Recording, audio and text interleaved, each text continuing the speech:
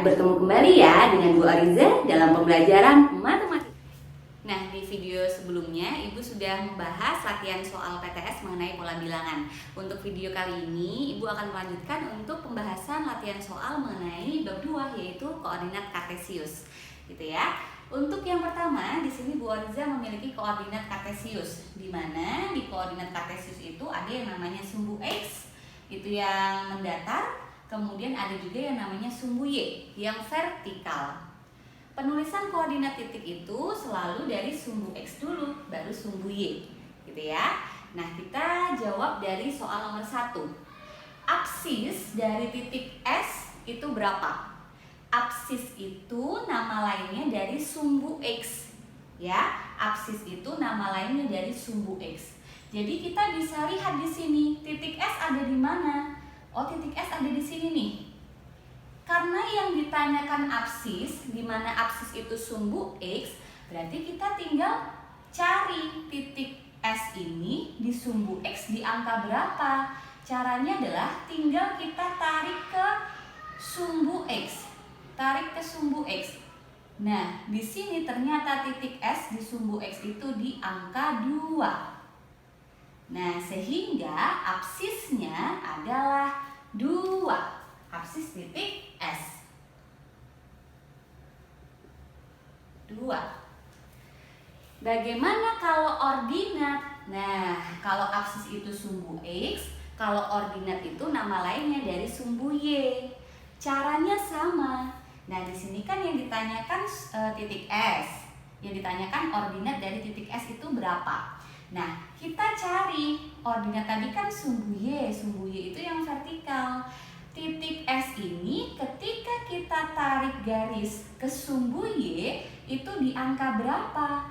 Oh, ternyata titik S itu ketika ditarik ke sumbu Y di angka 3. Itu artinya ordinatnya adalah 3. Ordinat titik S. Ya. Itu untuk apsis dan juga ordinat. Jangan terbalik.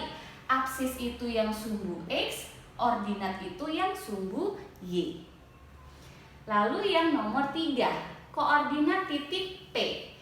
Kita diminta untuk mencari titik koordinat di titik P ini. Nah, kita ingat kembali materi koordinat kartesius bahwa penulisan koordinat titik itu dari sumbu X dulu, baru sumbu Y. Kita lihat di sini untuk titik P. Titik P ini sumbu X-nya berapa?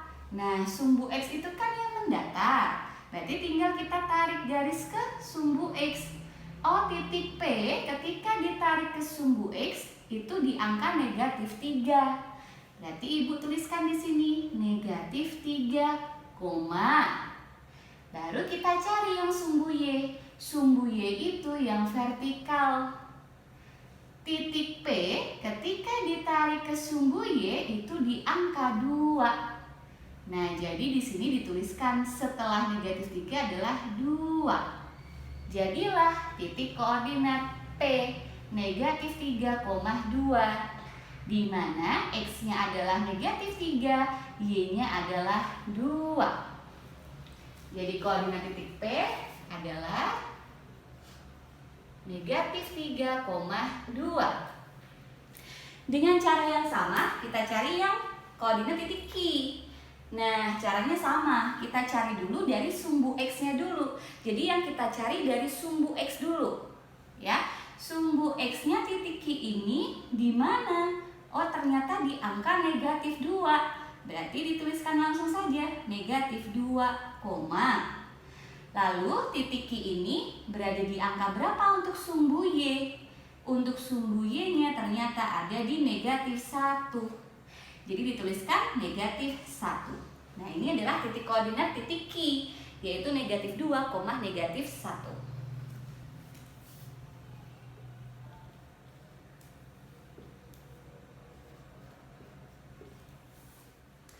Selanjutnya kita cari untuk koordinat titik M, ya. Caranya sama, yaitu kita cari dulu untuk sumbu X-nya di titik R ini berapa. Kita tarik garis titik R ini ke sumbu X dulu ya. Titik R ketika ditarik garis ke sumbu X, oh ternyata di angka 4. Nah, kita tuliskan dulu 4. Baru kita tarik titik R ke sumbu Y.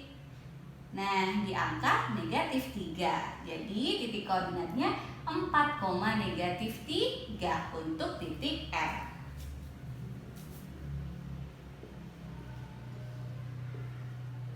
Nah, jangan terbalik ya. Jadi penulisannya itu dari sumbu X dulu, baru sumbu Y. Kemudian yang nomor 6, kuadran titik S adalah titik S. Nah, kita lihat titik S ada di sini. Kita ingat kembali bahwa kuadran itu selalu berurutan ya. Untuk yang X dan Y-nya positif ini kuadran 1. Ibu tuliskan di sini, ini kuadran 1. Kemudian yang di sebelahnya kuadran 2. Lalu bawahnya kuadran 3. Lalu sampingnya kuadran 4. Ini sudah aturannya seperti itu ya. Jadi kuadran 1, kuadran 2, kuadran 3, kuadran 4. Untuk nomor 6 kita lihat titik S. Titik S ada di sini letaknya. Nah, berarti kalau letaknya ada di sini, berarti dia ada di kuadran berapa?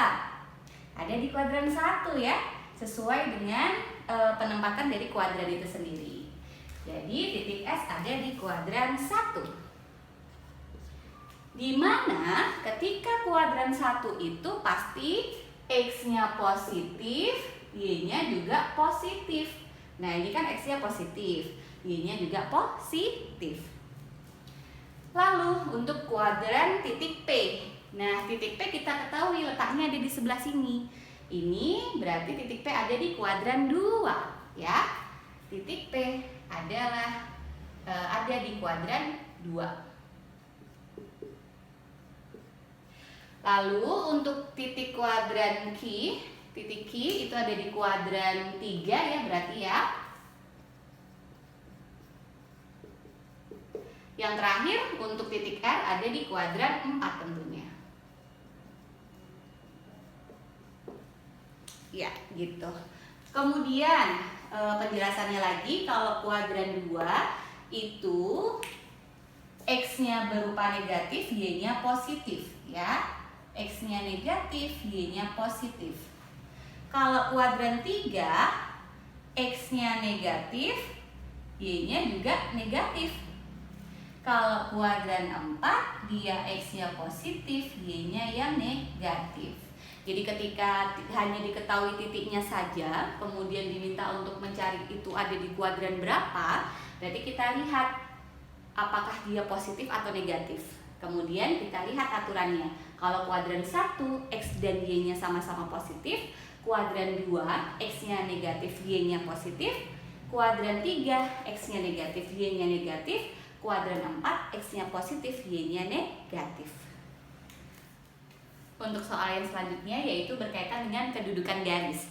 Nah, untuk kedudukan garis itu ada 2 macam ya. Ada yang namanya sejajar, juga ada yang namanya tegak lurus. Untuk kedudukan garis yang sejajar, dia ketika diperpanjang tidak akan bertemu. Contoh sejajar itu seperti ini ya. Nah, ini sejajar. Kalau seperti operasi hitung seperti sama dengan. Jadi ini sejajar. Sedangkan untuk tegak lurus sendiri itu seperti tanda tambah ya. Tegak lurus. Tegak lurus itu dia berpotongan di satu titik dan membentuk sudut siku-siku. Jadi ada sejajar dan juga tegak lurus. Kita cek untuk yang nomor 10. Di sini Bu Oriza ada 2 garis yang berwarna merah. Ada garis AB dan juga garis CD. Yang ditanyakan nomor 10 adalah kedudukan garis AB terhadap sumbu X. Nah, garis AB terhadap sumbu X ini kedudukannya apa? Sejajarkah atau tegak lurus?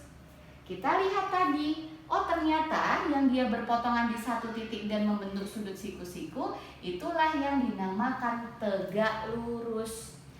Nah, ibarat kata kalau dari operasi hitung seperti kayak tanda tambah.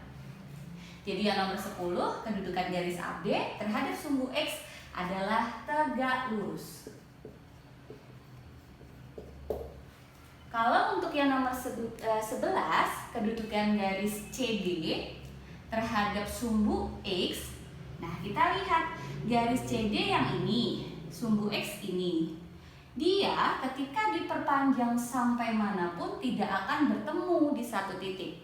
Kalau tidak akan bertemu, tidak berpotongan, kemudian seperti tanda tanda sama dengan, berarti ini disebut dengan sejajar. Nah, jadi untuk yang garis CD terhadap sumbu X ini kedudukannya adalah sejajar. Kenapa? Karena garis CD ketika diperpanjang dan sumbu E ketika diperpanjang dia tidak akan berpotongan, tidak akan bertemu di satu titik. Kalau dalam operasi hitung seperti tanda sama dengan untuk sejajar. Baik, untuk dua soal terakhir di koordinat kartesius. Yang pertama, diketahui titik A ada koordinatnya 1, -2, titik B 8, -2, titik C 1,2 dan titik D 8,2. Jika dihubungkan akan membentuk bangun datar apa gitu ya. Jadi kita gambarkan dulu dalam bidang koordinat kartesius ya. Jangan terbalik dalam menggambarkan koordinat kartesius ya. Jadi yang mendatar itu adalah sumbu X, di mana sebelah kanan itu nilainya positif, sebelah kiri nilainya negatif. Lalu untuk sumbu Y itu yang vertikal, yang bawah itu bernilai negatif, yang atas dia angkanya positif, gitu ya. Kemudian kita cari dulu untuk titik A.